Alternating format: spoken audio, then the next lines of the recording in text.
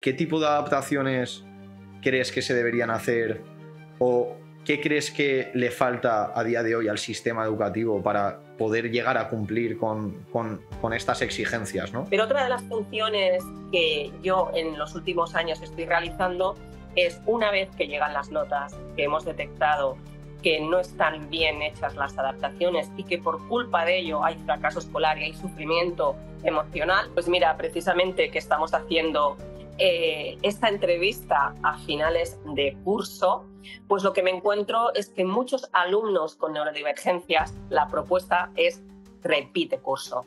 Pero repite curso sin que previamente hayamos hecho unas buenas adaptaciones. El problema es que hasta que finalizan este paso por la escuela tradicional hasta los 16 años, hay un sufrimiento muy importante y muchas veces incluso te encuentras con chavales que el sistema los ha roto, que te llegan con fracaso escolar, con medicación no solamente para el TDAH, sino medicación psiquiátrica, ansiedad. Es imposible. Este alumno pasa desapercibido y este alumno son los que engloban las cifras de fracaso escolar. Muy buenas, Lidia, bienvenida a Contracorriente. Bueno, la primera pregunta que me gusta hacerle a los invitados cuando os traigo aquí al podcast es ¿quién es Lidia, ¿no? ¿Y qué relación tienes con el TDAH en tu día a día? Pues soy Lidia Arroyo, psicopedagoga, logopeda y fundadora de un movimiento que se llama Una escuela que no duela.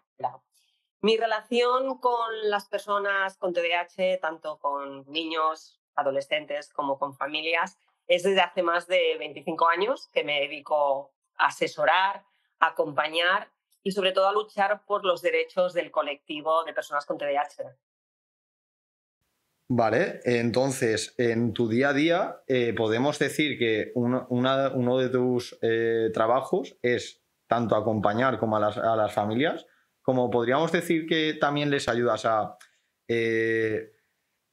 cómo conseguir las adaptaciones, cómo tienen que comunicarse con el colegio, incluso llegas a trabajar de forma directa con centros escolares para hacer todo este tipo de trabajos que hay que hacer con los alumnos neurodivergentes?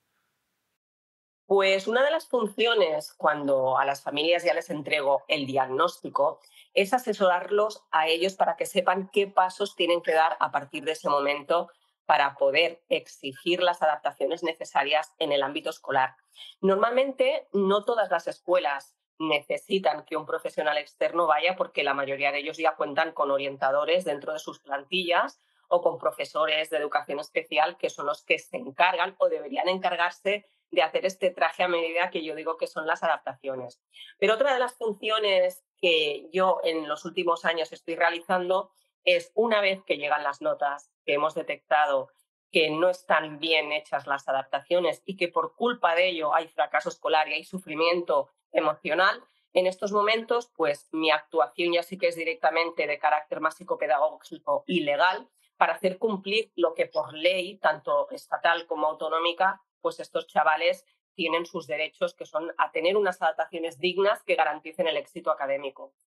Es que el melón que hemos abierto es, vamos, daría para hablar mucho, pero es que además considero que es necesario abrirlo, porque tú sabes que tengo una comunidad privada de WhatsApp en la cual hay más de 200 madres que tienen hijos con TDAH, y cuando se abre este melón, la cantidad de mensajes que entran por minuto es brutal. O sea, la mayoría de madres lo que opinan y la mayoría, y bueno, yo que soy profesor de repaso, experto en TDAH, también lo vivo desde mi punto de vista profesional.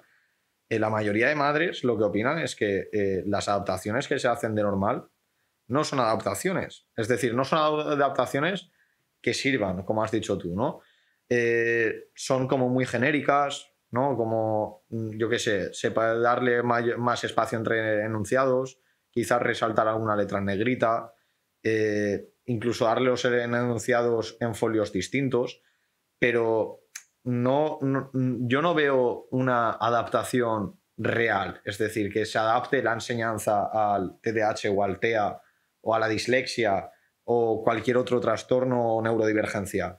¿Qué opinas tú sobre esto? Es decir, ¿Qué tipo de adaptaciones crees que se deberían hacer o qué crees que le falta a día de hoy al sistema educativo para poder llegar a cumplir con estas exigencias, ¿no? Pues mira, precisamente que estamos haciendo esta entrevista a finales de curso, pues lo que me encuentro es que muchos alumnos con neurodivergencias, la propuesta es repite curso.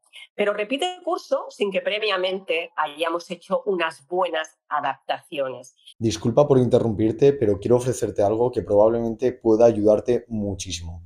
Si estás escuchando este episodio, quizás es porque tu hijo tiene TDAH o alguien de tu entorno cercano lo tiene.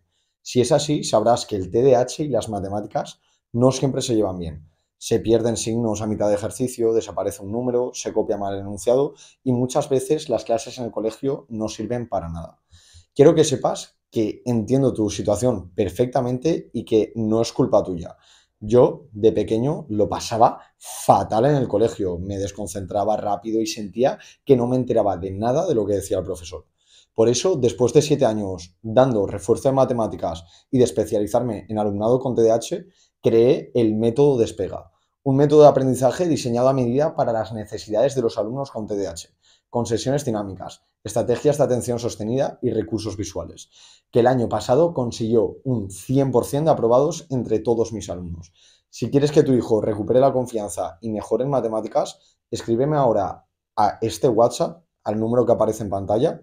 Tienes el enlace en la descripción y en las notas del episodio. Yo mismo te responderé todas las dudas y te contaré cómo podemos empezar. Gracias por escucharme este ratito y seguimos con el episodio. Y quiero abrir un paréntesis porque creo que para las mamás, bueno, las familias que puedan escuchar este podcast, la repetición es una medida extraordinaria, tal y como aparece recogida en la LOMLOE, cuando todas las medidas ordinarias han fracasado. Y la primera medida ordinaria es hacer unas buenas adaptaciones. Las adaptaciones deben ser un traje a medida. Y esto significa que las adaptaciones que yo proponga para Mario, que tiene TDAH, no serán iguales las de María, que también tiene TDAH, pero tiene un coeficiente intelectual diferente. A lo mejor tiene una comorbilidad con dislexia, a lo mejor María está asistiendo a clases de repaso, tiene una familia colaboradora. Por lo tanto, las adaptaciones de María y de Mario, a pesar de que tengan el mismo diagnóstico, no pueden estar bajo el mismo paraguas. Me encuentro constantemente que los protocolos que hay editados en todas las comunidades autónomas que se editaron y se promovieron y se divulgaron hace 10 o 15 años cuando se empezó a hablar más del TDAH, todas tienen un denominador común: darles más tiempo para finalizar cualquier tarea. La persona con TDAH no necesita más tiempo. Precisamente al cabo de un rato el TDAH se dispersa, se aburre. Lo que necesitamos son adaptaciones en las actividades y en los exámenes, actividades macras. Esto es el principal hándicap que nos encontramos en la escuela. No es darle más tiempo, no es permitirle que finalice el examen de matemáticas en 2 días, no es permitirle que se quede a la hora del patio a finalizar lo que no ha acabado.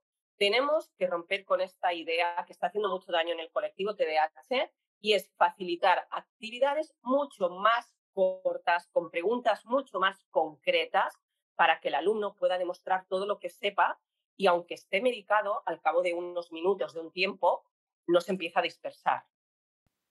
Completamente, porque yo uno de los mayores retos que tengo en mis clases de repaso, yo al final doy repaso de matemáticas para TDAH, es, por ejemplo, hoy he tenido una clase con Alexia, una chica que tiene 11 años, que va a pasar a primero de la ESO, y yo, bueno, al menos lo que he experimentado en mis propias carnes cuando he trabajado con alumnos con TDAH, que ahora mismo la verdad es que llevo 5 o 6 alumnos con TDAH, tengo más alumnos ahora mismo con TDAH que sin TDAH, y lo que he visto es que, primero, lo que tú has dicho, las clases las intento hacer como mucho, las intento, ¿eh? Porque hay padres que por mucho que les digas que no, después te dicen ellos que sí, porque no hay posibilidad de encajar horas en otros días, pero bueno, siempre les digo que como máximo ya las clases las recomiendo hacer como máximo de 1 hora, porque al final yo tengo comprobado que el tiempo que sacas de provecho de 1 hora son habitualmente 45 minutos entre que entras en la llamada, le preguntas qué tal ha ido el día, etcétera,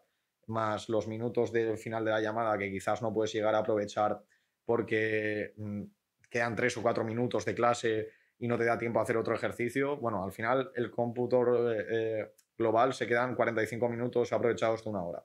Y veo como sí que es verdad que en sesiones de 45 minutos, cuando se toman la medicación, ahora que es verano, que les doy las clases por las mañanas y están más frescos, sí que veo que aprovechan más las clases, pero cuando son clases de muy unidireccionales, es decir, que ellos no toman un papel de participación activa, porque quizás le estás empezando a explicar un tema y pues por lógica tienes que primero tú contarle todo lo que le tienes que contar, ¿no? En plan, esto se hace así, esto se hace así, tal. Ahí sí que veo que es más propenso a que desconecten, ¿no? En plan, y lo que tú has dicho lo veo a diario, el hecho de que las actividades tengo que hacerlas muy paso a paso.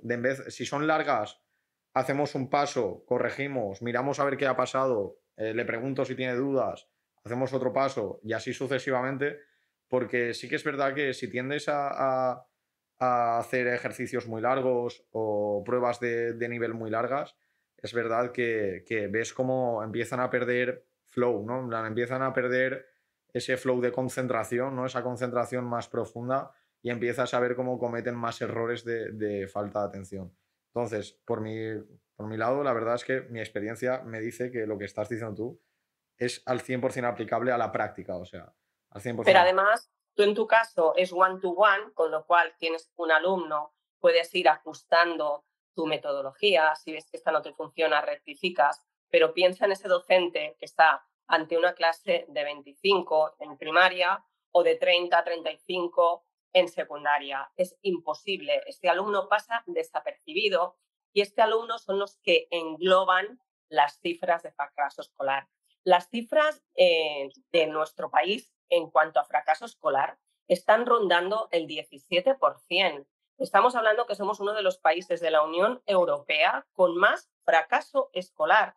Y el fracaso escolar no está relacionado con los cambios que hemos tenido de leyes educativas. El fracaso escolar lo engloban todos los chavales con cualquier neurodivergencia, porque la escuela no se adapta. El funcionamiento de estos chavales es completamente diferente al que tiene un chaval que no tiene TDAH. Pero es que además se une el cambio estructural a nivel cerebral que todos los chavales que han nacido en los últimos 10 años están sufriendo por el tema de la inmediatez, el tema de las pantallas, el tema de dificultad para mantener la atención. Si a esto le sumas además tener un TDAH, te encuentras con el cóctel perfecto para que la cosa no funcione bien.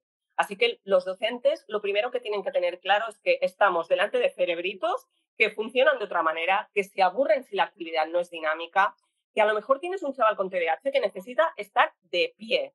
¿Cuántos docentes están preparados para permitir que en sus aulas tengas un chaval que esté de pie? ¿O cuántos docentes permitirían tener unas gomas elásticas en las patas de la silla para que ese chaval con TDAH que tiene esa hipercinesia y necesita movimiento constante esté moviendo las piernas con esas gomas? Pues esto es lo que tenemos que entender, que ese cerebro está funcionando de otra manera y que además yo le pueda preguntar a Mario qué necesita, porque a lo mejor Mario no necesita salir constantemente al lavabo cada 2 por 3, pero es que a lo mejor otro niño sí que necesita salir de vez en cuando a darse un paseo hasta el baño y volver. Necesitamos preguntar a cada uno, a ti cómo te va mejor el examen, tú cómo te puedo ayudar para que tu clase no se te haga tan aburrida, necesitas salir, necesitas disponer de algún objeto en las manos para ir tocando durante el resto de la clase. Esto es hacer el traje a medida, que siempre digo yo. Y ahora que has tocado el tema, por aquellas personas que quizás puedan estar viendo el podcast y pues no tengan aún del todo claro qué es el TDAH, porque nosotros nos hemos metido aquí en materia directamente a hablar de adaptaciones, de TDAHs, de disléxicos, de TEAs, etcétera, y quizás una persona que está empezando a investigar, ¿no? Sobre todo esas madres que comienzan a escuchar el tema del TDAH, empiezan a ver algún reel o algo en redes sociales y les empieza a resonar, ¿no? Y dicen, "Oh, quizás esto es lo que tiene mi hijo". ¿Cómo definirías tú En plan, el TDAH o cómo o qué señales le dirías a una madre? Tienes que estar pendiente a estas señales porque si sucede esto, quizás tu hijo tenga TDAH. Pues el TDAH es un trastorno del neurodesarrollo. Esto significa que ya está presente en el momento del nacimiento y que esta condición le va a acompañar durante toda su vida. Es un trastorno del neurodesarrollo que tiene tres posibles presentaciones. Una es la inatención, estos niños que les cuesta mantener la atención, que tienen dificultades para mantener la atención sostenida, que se aburren constantemente, que son olvidadizos, niños que no saben dónde han puesto las llaves, que no saben dónde han puesto la chaqueta o que han perdido durante el trimestre 3 veces la chaqueta y hemos tenido que comprar 3 abrigos diferentes. Luego, aparte de la inatención, tenemos otros chavales que son los hiperactivos. Si tu hijo es hiperactivo, te lo habrán dicho ya incluso la primera vez cuando lo llevas a la escuela, y estos niños que no paran. Los hiperactivos se suelen diagnosticar muy tempranamente porque molestan, y como molestan, los docentes rápidamente le dicen a los padres que investiguen porque algo hay. Y por último, tenemos otra presentación que es la impulsividad. La impulsividad es otra característica del TDAH y es la incapacidad para pensar en las consecuencias antes de tomar una decisión. Podemos encontrarnos personas que tienen las tres presentaciones, inatento, impulsivo, hiperactivo, o podemos tener solamente personas que son impulsivas o hiperactivas o solamente que tienen déficit de atención. Esta última es la que nos cuesta a veces más de identificar, sobre todo a las familias, porque es el niño ensimismado, el niño que siempre está en las nubes, que es pues el despistadillo. Y detrás de aquí lo que tenemos es una persona con un TDAH, pero que como no tiene esa conducta hiperactiva o impulsiva, no molesta y a veces incluso pues le hemos pedido más de lo que puede. Es que siempre te despistas, ayer te estuve explicando esto y te lo sabías y hoy llega el examen y has hecho un examen fatal, o cómo puede ser que ayer te sabías la tabla del 5 y hoy la has olvidado. Esto es esta condición del TDAH. Hay mucho sufrimiento en la persona que tiene TDAH y lo más importante es tener un diagnóstico precoz, porque siempre el diagnóstico precoz va a ser sinónimo de un pronóstico más favorable. ¿Y qué comportamientos son más típicos? Es decir, ya sabemos las tres formas que tiene de presentarse. Yo qué sé, comportamientos típicos del día a día, por ejemplo, la típica tabla de, ¿no? Que interrumpe mucho al hablar, que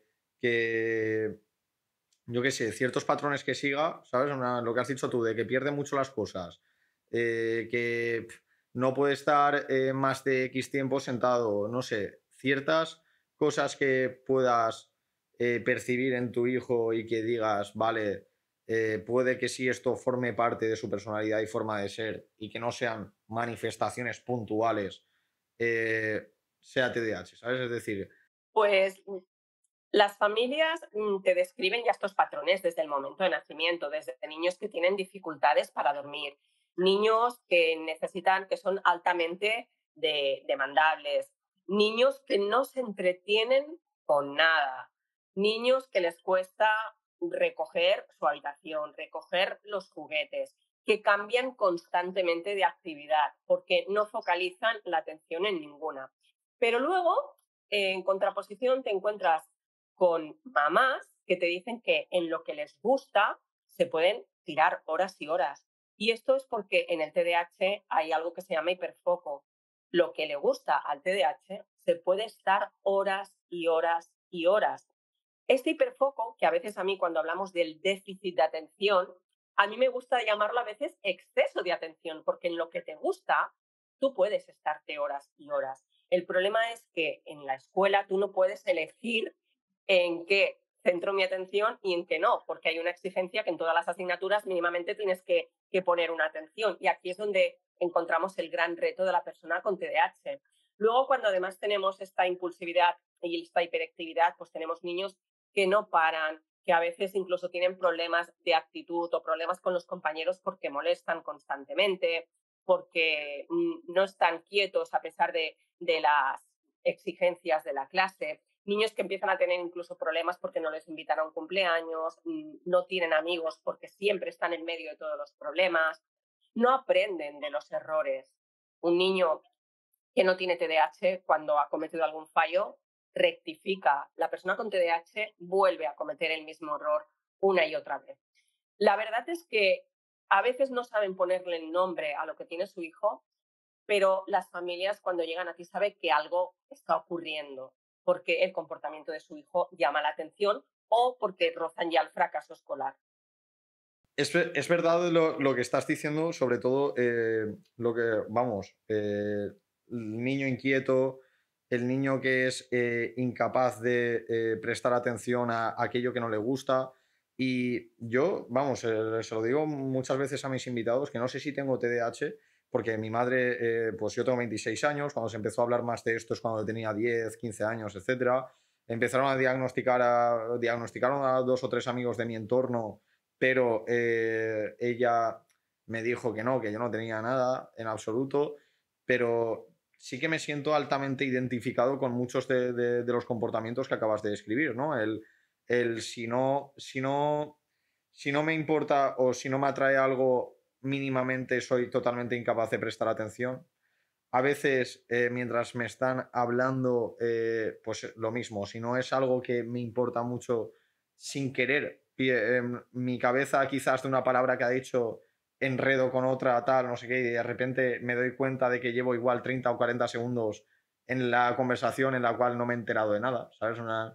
Del hiperfoco, sí que es verdad que por ejemplo, soy capaz de estar mucho tiempo sumergido en una tarea, pero no sé si esto es muy normal que después de un hiperfoco muy largo es como que tienes resaca. O sea, soy capaz de estar, si la cosa me atrae, me interesa y me importa, soy capaz de estar horas literalmente sumergido, pero después me cuesta salir de eso. Es decir, después, imagínate, después salgo a la cocina a hacerme algo de comer o de cenar o lo que sea, y no tengo sigo teniendo la cabeza, ¿sabes?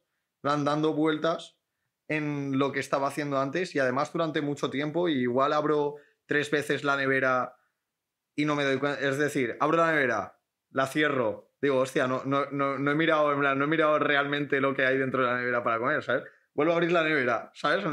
Y es como que me doy cuenta, me pillo a mí mismo que digo, joder, tío, céntrate, ¿sabes? Ya hemos dejado de trabajar, ahora estamos, yo qué sé, pues eso, en hacerte algo de comer, ¿sabes? Entonces, ya después de todo lo que te he dicho que me sucede a mí, sin saber si tengo TDAH, eh, ¿puedes definir lo que es un hiperfoco para la gente que tiene TDAH y pues quizás ha escuchado hablar de la palabra pero no sabe lo que es?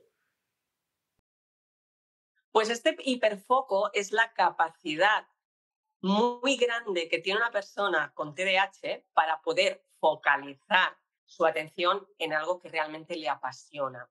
Es el niño que en la escuela, pues a lo mejor no brilla, no destaca, no tiene éxito en ninguna asignatura, pero a lo mejor es un crack de los patinetes y puede estar horas y horas investigando en casa sobre cómo montar un patinete, desmontarlo, o puede estar pues montando su propio canal de YouTube, o puede ser un gran pues, youtuber difundiendo sobre videojuegos, o puede ser una niña que le encanta pues, el maquillaje.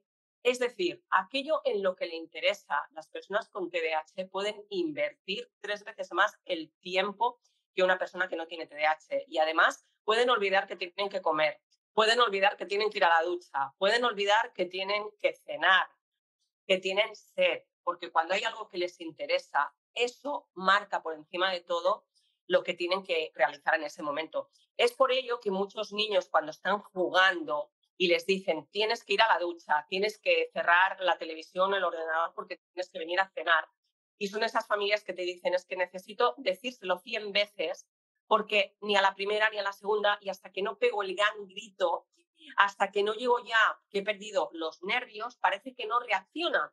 Y es porque cuando te dicen, ya voy, es verdad, él quiere ir, él quiere cerrar el ordenador, quiere ir a la ducha, pero es que lo que está haciendo es tan interesante que no puedo parar de estar haciéndolo. Claro, lo ideal sería que este hiperfoco se pudiera trasladar en todas las asignaturas, pero no es así como funciona el hiperfoco. Sí que es verdad que si acompañamos bien a una persona con TDAH, estas personas suelen ser muy exitosas porque raramente vamos a encontrar una persona con TDAH que no encuentre un motivo en su vida donde poder pues salir adelante. Estas personas son las que más veces a lo mejor se habrán arruinado, pero encontrarán otra manera para volverse a levantar. Una persona con TDAH es una persona que tiene 1000 ideas en su cabeza nunca para de pensar.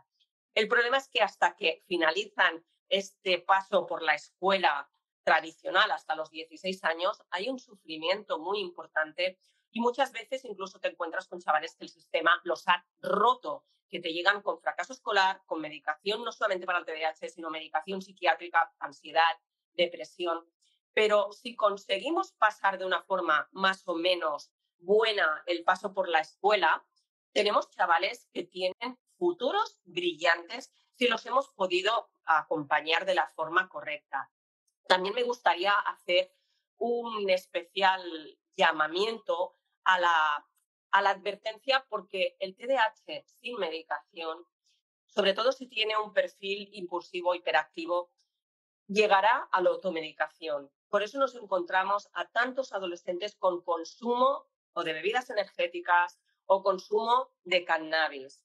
En el colectivo con TDAH, el consumo de cannabis y en la edad adulta de cocaína es muy superior al de la población que no tiene TDAH. Y es porque ese motor que nunca para lo consiguen automedicar con el cannabis. Yo tengo adolescentes que ahora el problema ya no es tratar el TDAH, sino es quitar esa adicción al cannabis. El cannabis les permite concentrarse mientras hacen los deberes, les permite parar ese motor que ellos te dicen que nunca para, les permite conciliar el sueño. Muchas familias que tienen miedo a medicar cuando reciben el diagnóstico tienen que saber que si tienen un perfil inatento y no medican, este chaval va a estar trabajando por debajo de sus posibilidades, que a lo mejor es un niño de notables y se va a quedar en un niño de suficientes o incluso de suspensos. Pero si tienes un perfil de un niño con impulsividad, hiperactividad, es el más peligroso porque puede llegar a la automedicación él solo a través del cannabis. Y esto luego pues, es un hándicap añadido a las dificultades de aprendizaje porque se añaden trastornos de conducta y de consumo. Totalmente, y que además el cannabis en efectos a largo plazo con un consumo sostenido, pues tiendes a aumentar esa predisposición a principios de depresión, empiezas a tener problemas de memoria a corto plazo, o sea, yo creo que puedes incluso, dame tu opinión, ¿no? No, pero creo que puedes incluso a largo plazo a medio o largo plazo, con un consumo sostenido, puedes incluso retroalimentar ciertas características, ¿no? Del propio TDAH, ¿no? Más o menos. El consumo de cannabis que tenemos en la actualidad, el gran problema es que la mayoría de personas hacen un autoconsumo del cannabis indoor, del cannabis que está cultivado en casa. Y lo que vemos por estudios científicos es que un porro de antes equivale a 10 porros de ahora. Pero además, el gran problema que tiene es que nosotros no sabemos la predisposición genética que puede tener una persona a desarrollar una psicosis, a desarrollar depresión, a desarrollar ansiedad por culpa del consumo. Tenemos personas de 40 y 50 años que consumen de forma esporádica o diaria cannabis y no han tenido ningún problema psiquiátrico. Pero también es verdad que tenemos chavales que han tenido un brote psicótico la primera vez o la segunda o la tercera que han consumido cannabis. Como no sabemos cómo puede reaccionar tu cerebro ante la exposición al cannabis, sabiendo esta toxicidad tan alta que tiene el cannabis de hoy en día, que no tiene nada que ver a lo que se consumía en los años 80 o 90, tenemos que explicar esto a nuestros chavales, porque desconocemos las probabilidades que ese cerebro puede tener para desarrollar un problema psiquiátrico. Y en muchos casos son problemas psiquiátricos que se quedan cronificados para el resto de su vida y que necesitan medicación psiquiátrica para siempre. ¿La esquizofrenia sería uno de esos? Exacto. Sí, sí. ¿Significa que todo el mundo que consume cannabis tiene posibilidades de sufrir esquizofrenia? Pues no, porque dependerá de la predisposición genética que tú tengas. Y eso tú no lo sabes antes de consumir, yo no lo sé antes de consumir. Por eso tenemos que advertirles que uno de los principales problemas a los que se exponen cuando hay un consumo es la aparición de enfermedad mental, entre ellos la esquizofrenia. Y o sea, la esquizofrenia sería uno de esos trastornos que después necesitaría medicación durante toda la vida, supongo. Exacto, exacto, porque en muchos casos la enfermedad que aparece no es reversible. Hay chavales que tienen un brote psicótico y a veces al cabo de un tiempo se puede quitar la medicación, pero hay en otros casos que esta psicosis o la esquizofrenia o trastorno bipolar ha aparecido en población que ha estado consumiendo durante algunos años. Y, por supuesto, luego ya no pueden prescindir de la medicación psiquiátrica aunque abandonen el consumo. Y ahora que tú también trabajas con adolescentes, ¿no estás viendo también una tendencia cada vez más alta? Quizás no tanto al consumo de cannabis, sino yo estoy viendo un incremento muy grande de consumo de compulsivo de pantallas y de redes sociales y además los vapers, los vapers. Los vapers esos los hacen polvo, pero es que los hacen polvo además a unas edades que, joder, yo he tenido también, yo también he sido adolescente, también he estado expuesto a todo este tipo de riesgos y de sustancias. Yo he sido fumador, pero yo empecé a fumar con 14 o 15 años y ya me pareció pronto. Pero yo ya me estoy encontrando a algunos alumnos y como desarrollo una relación bastante cercana con ellos al ser clases uno a uno, como has dicho tú antes, pues la verdad es que me encuentro en algunos casos a chavales de primero de la ESO que tienen 12 años, sí, tienen 12 años, que me dicen que ya fuman vapers. Y digo, joder, tío, en plan, ¿cómo que ya fumas vapers? O sea, no lo entiendo, ¿sabes? Me parece una locura, sinceramente. Bueno, aquí volvemos al tema de hacer pedagogía.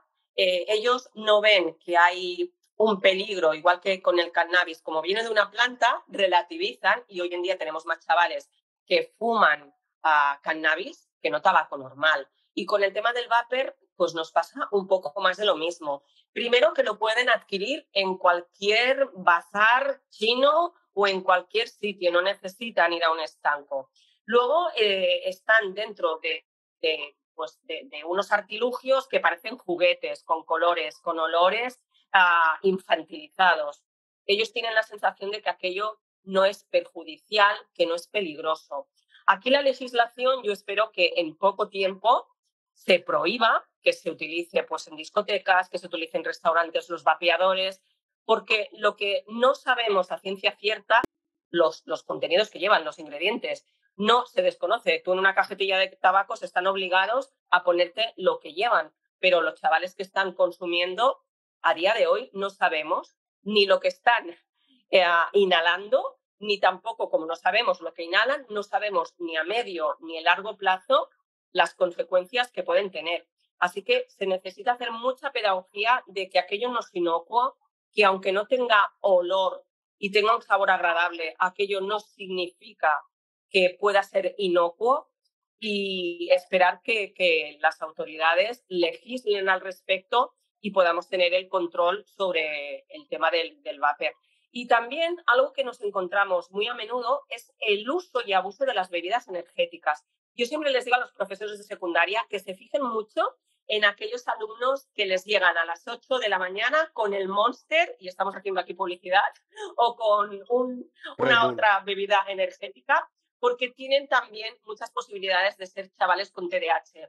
Piensa que todo lo que sean estimulantes a una persona con TDAH le va a producir el efecto favorable de mejorar su concentración, con lo cual no es extraño que los chavales con TDAH y sobre todo los que no están medicados, estas bebidas energéticas les proporcionen una mejora de su sintomatología. Pero claro, luego tenemos el elevado azúcar que llevan, a las elevadas dosis de cafeína, teína, etcétera, que nos encontramos también muchísimos problemas cardíacos que desconocen también muchos de estos chavales, con lo cual, de nuevo, esta pedagogía, pero estar pendientes, porque ellos acaban encontrando su automedicación de una manera u otra. Y a través de las bebidas energéticas, pues también encuentran una mejoría que si estuvieran medicados, pues no necesitarían recurrir pues, a pseudociencias como el cannabis o el uso de las bebidas energéticas. Totalmente de acuerdo. Además, considero a ver, a mí me gusta mucho el café. A mí me encanta beber café, la verdad. Me lo intento controlar bastante, pero lo que intento comunicarle a algunos alumnos o incluso amigos míos cercanos, cuando les veo con la latita que dices tú, ¿no? Ya no hace falta ni siquiera decir marcas, todas las conocemos. eh, mm, yo les digo, tío, es que eso es una bomba de relojería. O sea, lo que has dicho tú, cafeína, teína, azúcar, todo el que quieras y más. Típicos ingredientes que lees detrás y el E509, no sé cuántos, y dices, esto no sé ni lo que es. O sea, sinceramente, esto ya taurina, tal, y empiezas a leer todo lo que llevan y dices, es que esto es una bomba de relojería, sinceramente.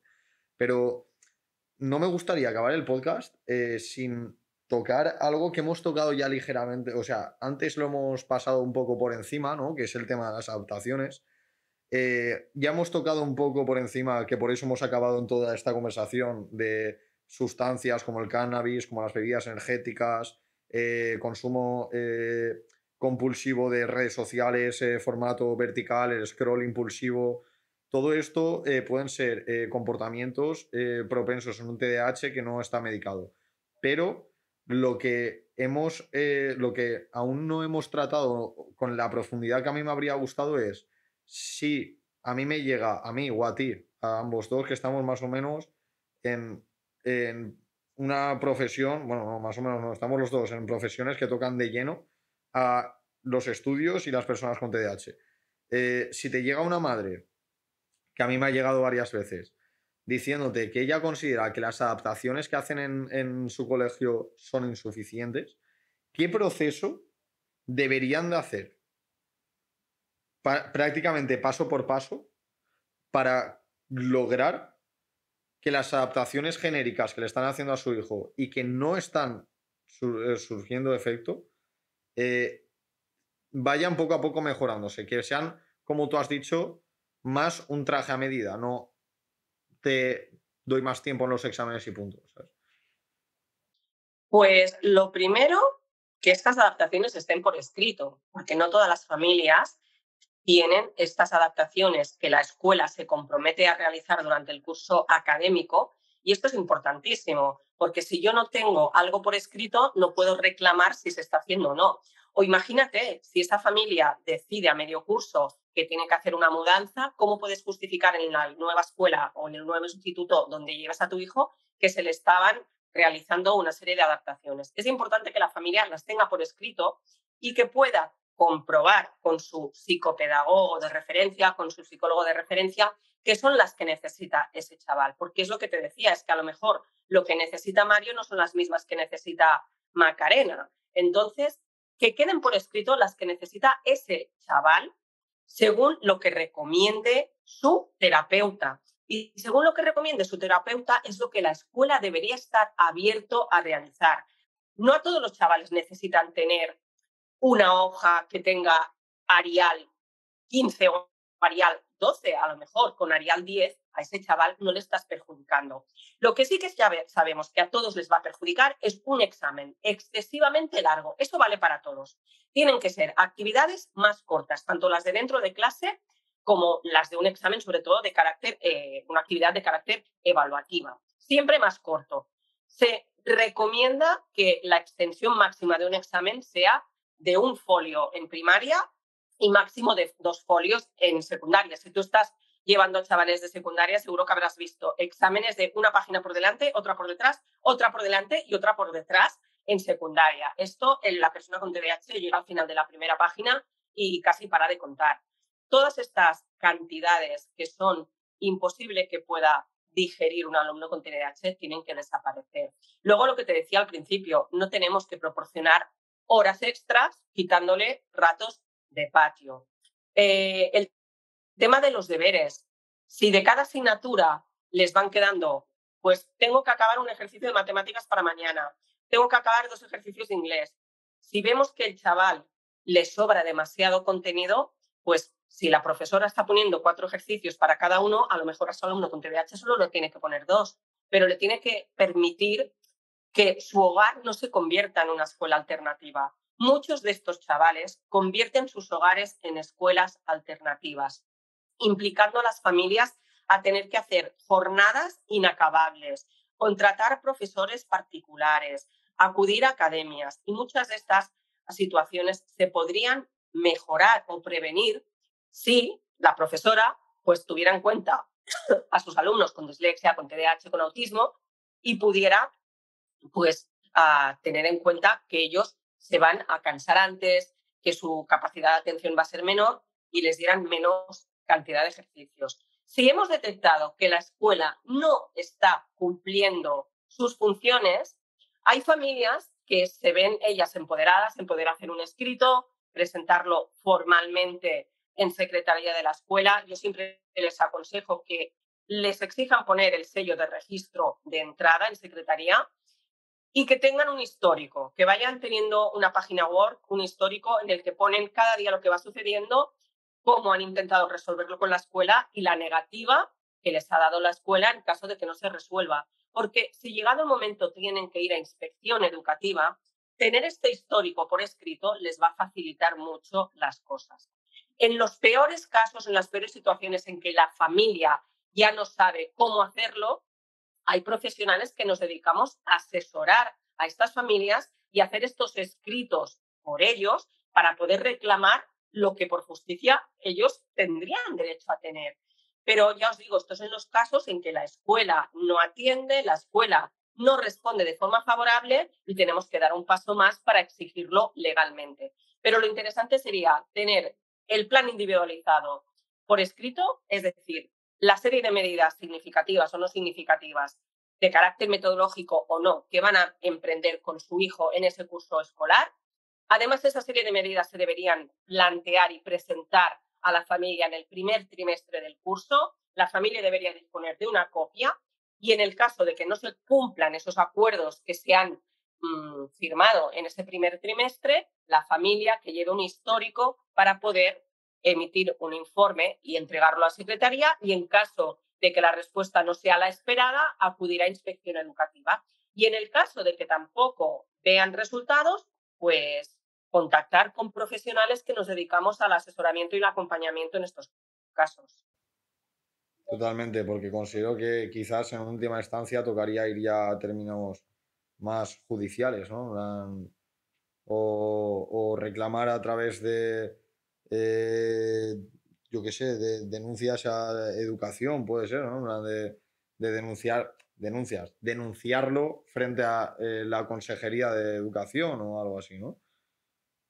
Así es, así es. Pero sin este histórico, lo único que reciben pues, son la preocupación de una madre desesperada, de unos padres sobreprotectores. Por eso es importante ir recogiendo todas las evidencias en formato papel, todos los mails que yo he enviado con la respuesta del centro. Y esto es fácil tenerlo pues, en un histórico, en un archivo, para poderlo presentar luego pues, con las copias impresas, con todas las respuestas que te han ido dando los diferentes profesores o el equipo directivo. Las familias en esto están muy perdidas, por eso es importante que cuando las cosas empiezan a fallar y que ese niño empieza a suspender por culpa de que las adaptaciones o lo que el cole debería estar haciendo no lo hace, se asesoren. Hay muchas asociaciones a lo largo y ancho del territorio español de asociaciones de TDAH que pueden asesorar de manera gratuita a todas estas familias de los pasos que tienen que dar. Pero lo que tienen que saber estas familias es que sus hijos tienen derechos y los derechos están para cumplirlos, y la escuela tiene el deber de poder atender y asegurar el éxito académico de estos chavales.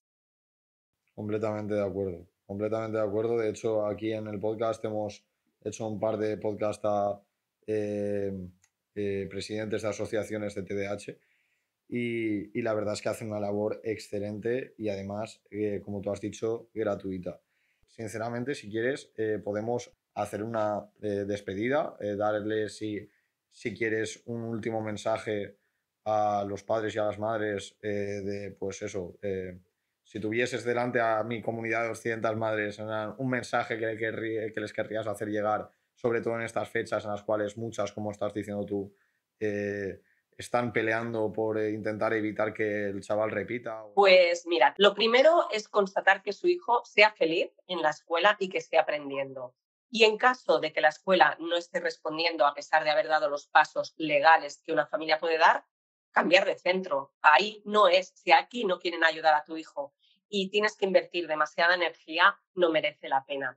Y sobre todo trasladar también a las familias que tener un hijo con TDAH no es sinónimo de fracaso. Es sinónimo de que en la escuela quizás va a ser todo un poco más diferente, más difícil, con más piedras en el camino, pero yo estoy segura que los personajes históricos, Marco Polo, Julio César, el primer hombre que pisó la luna, seguro que eran TDAH, porque las personas con TDAH son los que mueven el mundo cuando este TDAH está bien canalizado. Con lo cual, lo que te decía, este hiperfoco en muchas ocasiones puede ser muy positivo. Siempre creer en tus hijos, en tus alumnos, en tus pacientes, y que el TDAH bien conducido es una persona que puede llegar a hacer grandes cosas en la vida precisamente por ese hiperfoco. Y buscar la escuela, que la que a lo mejor le va bien a tu vecina, pues no es la escuela que puede irle muy bien a tu hijo, o la que va a tu sobrino, pues no es la que es ideal para tu hijo. Y no tener miedo al cambio. Si esta escuela no te da lo que necesitas, hay que ir a otra que te pueda proporcionar lo que tu hijo, pues, no se vulneren sus derechos y que sea un chico feliz, un niño feliz.